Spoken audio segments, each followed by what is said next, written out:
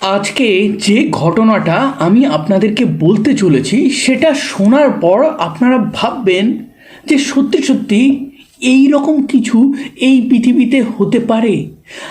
আমাদের ক্যারেক্টার নিয়ে আমরা সবসময় নিজেদের মধ্যে একটা কনফিডেন্স রাখি যে আমাদের ক্যারেক্টার প্রচণ্ড ভালো।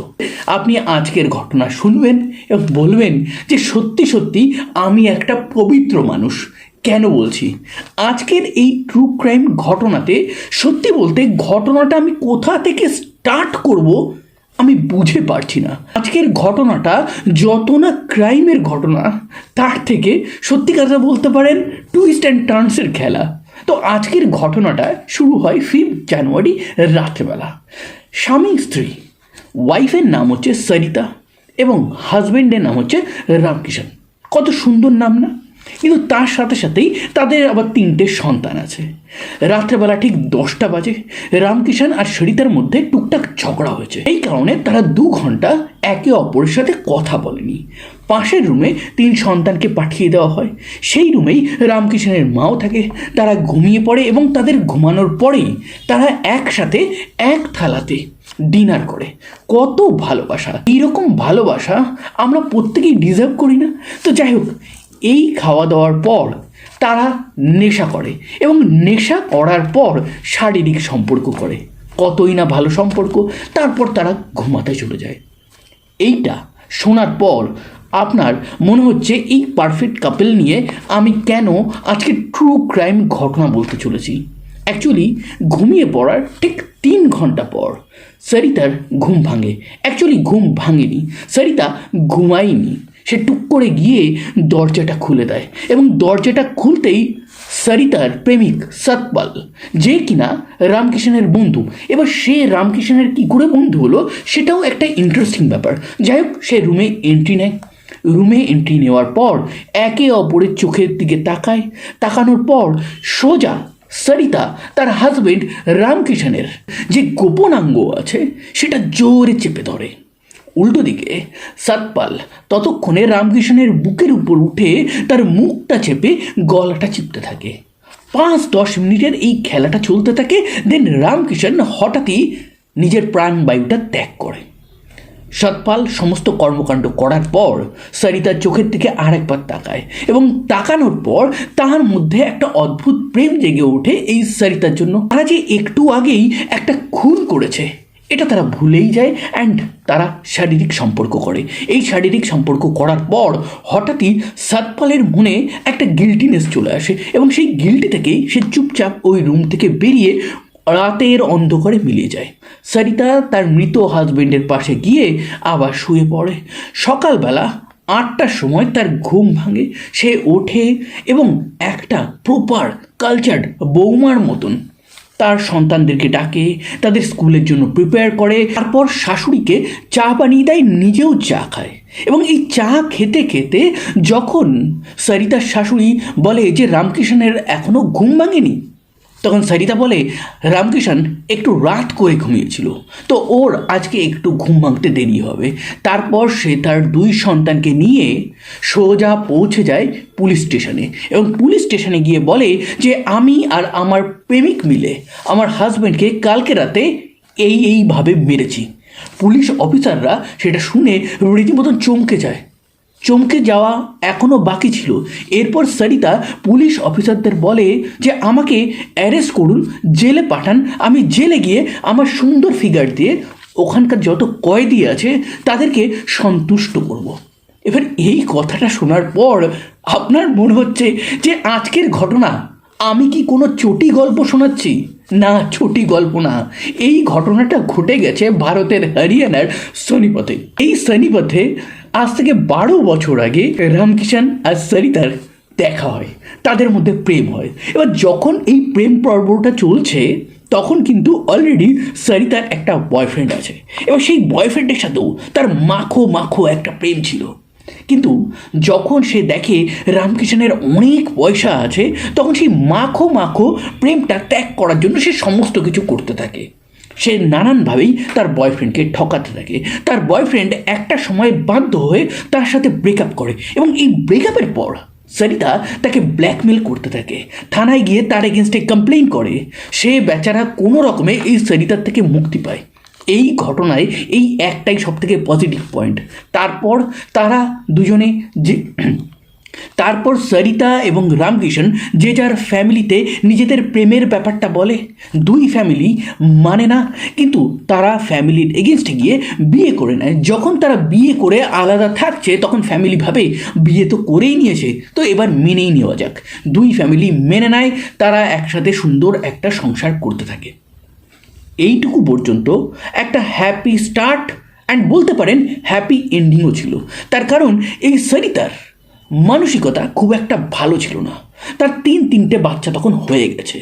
2018 সাল সরিতার নামে একটা কমপ্লেইন আসে। সরিতা একটা সোনার দোকানে গেছিল এবং সেখানে গিয়ে চুরি করেছে, এবং সেই চুরি করার পুরো ব্যাপারটা নিয়ে সে ফেঁসে গেছে। পুলিশ আসে, তাকে অ্যারেস্ট করে নিয়ে যায়।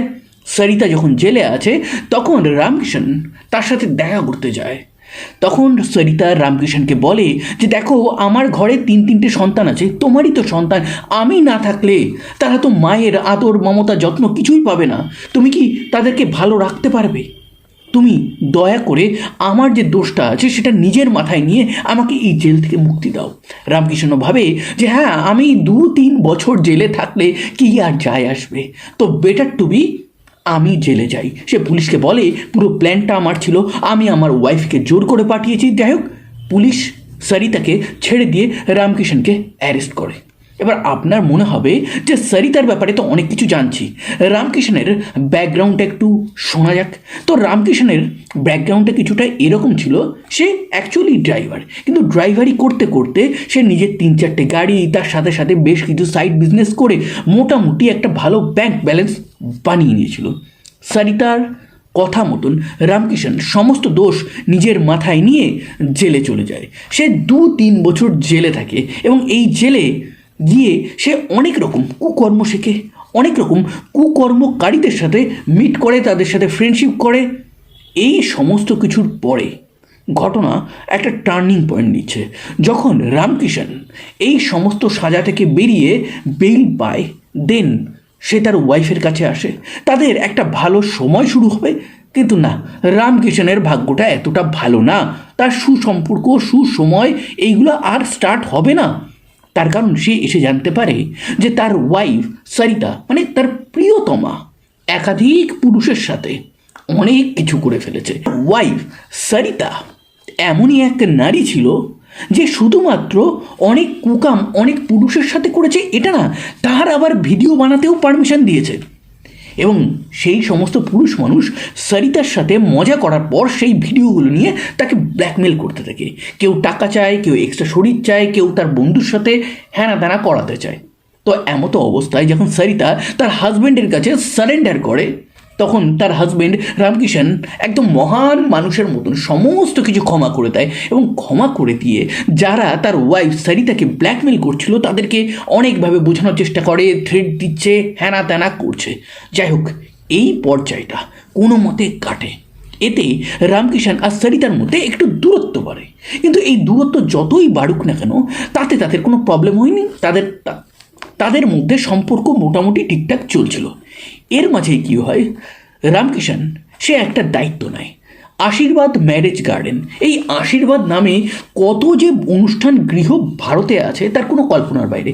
তো হরিয়ানা সোনিপথে এরকমই একটা ম্যারেজ গার্ডেন ছিল, সেখানকার ম্যানেজার হিসেবে সে নিযুক্ত হয়। সেখানে সে 2টো রুম পায়, একটা রুমে তার 3 সন্তান এবং তার মা থাকতো, আর একটা রুমে সরিতা এবং রামকিষণ থাকতো। এইখানে আসার পর তাদের মধ্যে ঝগড়াটা বাড়তে থাকে। হঠাৎই রামকিষণের কাছে একদিন খবর আসে, জেলে হওয়া তার এক বন্ধু, যার নাম হচ্ছে সতপাল, তার রিলিজিংয়ের টাইম চলে এসেছে। সে যেদিন রিলিজ হয়, রামকিষণ ফুলের মালা নিয়ে তাকে বরণ করতে চায়। আরে আমার বন্ধু জেল থেকে বাইরে বেরোচ্ছে, ওয়াও কি সুন্দর ব্যাপার। রামকিষণকে নিজের বাড়িতে নিয়ে আসে, তার ওয়াইফ রান্না করে দেয়। অ্যান্ড এখানেই আর একটা ঘটনা ঘটতে চলেছিল, সেটা হচ্ছে সতপাল রামকিষণের ওয়াইফ সরিতাকে দেখে একদম ফিদা হয়ে যায়। সে প্ল্যানই করে নেয় রামকৃষ্ণের ওয়াইফকে তার দরকার পাশেই একটা জায়গায় রেন্ট নেয় এবং সেখানে থাকতে শুরু করে। সে মাঝে মাঝেই রামকৃষ্ণের অনুপস্থিতিতে ওই বাড়িতে আসতে থাকে এবং সরিতার কান ভরতে থাকে। সে বলে যে তোমার হাজবেন্ড তোমার থেকে 8 বছরের বড়, রোগা, নেশা করে, মাথায় চুল নেই, দেখতে ভালো না। এই সমস্ত কিছু শোনার পর সরিতা কোথাও না কোথাও সতপালের দিকে একটু এগিয়ে যায়। সতপালও তার অ্যাকচুয়াল যে টার্গেট ছিল সরিতা তাকে পাওয়ার দিকে অনেকটা এগিয়ে গেছে, কিন্তু ফাইনাল যে টার্গেটটা তার আছে, আপনারা বুঝতেই পারছেন কিসের টার্গেট। সেই টার্গেটটা ফুলফিল করতে তখনও সতপাল পারেনি। এবার সতপাল একটা মোক্ষম চাল জানে। সে জানে সরিতা একটা রিভেঞ্জফুল নারী। তো তাকে সতপাল বলে যে জানো তো, জেলে যখন রামকৃষ্ণ ছিল তখন সে তোমার মার্ডারের ব্যবস্থা করেছিল। তুমি চুরিটা করেছিলে, সেই দোষটা নিয়ে সে জেলে ছিল, কিন্তু জেলের মধ্যে থেকেই সে ভেবেছিল যে তোমাকে এই পৃথিবী থেকে সরিয়ে দেবে। এই কারণে আমাকে বলেছিল এবং এখান থেকেই আমার সাথে ওর বন্ধুত্ব। এবার এই কথাটার কতটা সত্যতা আছে সেটা না আমি, না আপনি, না পুলিশ কেউ জানে না, একমাত্র জানে হয়তো সতপাল। তো যাই হোক, এইটুকু বলার পর কোথাও না কোথাও সরিতা একদম বিশ্বাস করে নেয় সতপালকে। সতপালের সাথে তার প্রেম শুরু হয় এবং এই প্রেমের ব্যাপারটা আস্তে আস্তে জানতে পারে রামকৃষ্ণ। কিন্তু রামকৃষ্ণ তাকে অনেক বোঝায়, রামকৃষ্ণ ডাইরেক্টলি কোনোদিন ধরতে পারেনি, তাই ডাইরেক্টলি কখনো এই বিষয় নিয়ে অন্তত তাদের মধ্যে ঝগড়া হয়নি। সরিতার তার আবার আর একটা কোয়ালিটি ছিল যেটা আজকাল অনেক খুনিদের মধ্যে দেখছি, যে সেই খুনি রিল অ্যাডিক্ট হয়, রিল দেখতে দেখতে ঘন্টার পর ঘন্টা কাটায়। তো যাই হোক, তারিখটা চলে আসে 2024-এর 5 জানুয়ারি। সেই দিন রাত্রেবেলা তাদের মধ্যে একটা ঝগড়া হয়। ঝগড়াটা এটা নিয়েই হয়, সরিতা তার হাজব্যান্ডের কাছ থেকে 3000 টাকা চায়, কিন্তু সেই 3000 টাকাটা রামকৃষ্ণ দেয় না। সে বলে যে এখন টাকা পয়সা নিয়ে অনেক চাপাচাপি চলছে, তো তোমাকে পরে দেবো। এই কথাটা শোনা মাত্রই সরিতা রেগে যায়, ঝামেলা করতে থাকে, কিন্তু ঝামেলা একটা সময় থেমে যায়। তারপর তারা এক থালাতে ডিনার করে, নেশা করে, শারীরিক সম্পর্ক করে।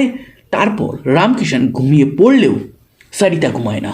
ঠিক মাঝরাত যখন 3টে বাজে তখন দরজা খুলে দেয়। সতপাল দরজাতে ওয়েট করছিল, সে ভিতরে এন্ট্রি নেয়। তারপর রামকৃষ্ণের বুকের উপর বসে তার মুখ আর গলা চিপতে থাকে, আর উল্টো দিকে ওয়াইফ তার নিজের হাজব্যান্ডের গোপনাঙ্গ চিপতে থাকে। এইভাবে রামকৃষ্ণের মৃত্যু হয়। এই ঘটনা ঘটানোর পর প্রেমিক প্রেমিকা মৃত স্বামীর সামনেই শারীরিক সম্পর্ক করে। দেন সতপাল ওখান থেকে চলে যায়। পরের দিন সকালবেলা সরিতা তার শাশুড়িকে বলে রামকৃষ্ণ দেরি করে ঘুম থেকে উঠবে।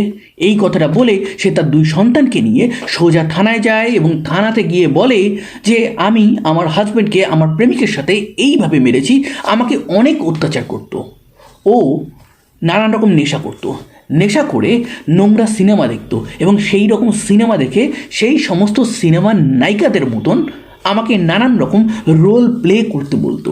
তো আমি এই সমস্ততে বিরক্ত হয়ে তাকে শেষমেশ খতমই করে দিই।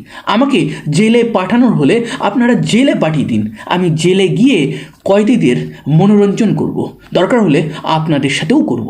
পুলিশ আপাতত সরিতাকে অ্যারেস্ট করেছে, তাকে 14 দিনের পুলিশ কাস্টাডিতে নেওয়া হয়েছে। সতপাল অন দ্য রান আছে, তাকেও পুলিশ খুব তাড়াতাড়ি অ্যারেস্ট করবে। এই ছিল আজকের একটা ট্রু ক্রাইম ঘটনা। এই রকম রিয়েল লাইফ ট্রু ক্রাইম ঘটনা ইন স্টোরি ফরম্যাটে যদি আপনারা শুনতে চান তাহলে অবশ্যই আমার চ্যানেলটিকে সাবস্ক্রাইব করবেন। সাবধানে থাকবেন, সতর্ক থাকবেন, সুস্থ থাকবেন আর আনন্দে থাকবেন।